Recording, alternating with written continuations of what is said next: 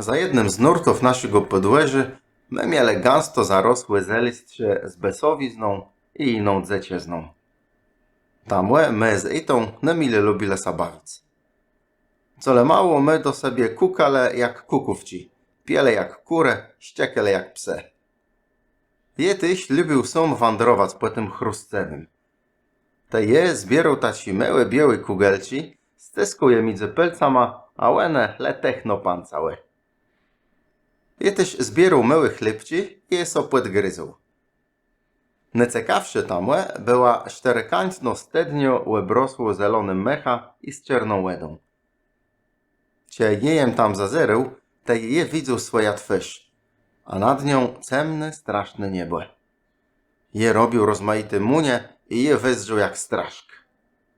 To prawie było tak, jakby je zdrzył w zdrzadło, ale taci z jakiego innego świata. Stark Bernard powiedział, że to nie je dobrze sa tak szpyglować, bo tej może sa ukazać purtk. Jak on po prawdzie wezdrzy, tego je nie wiem do dziś.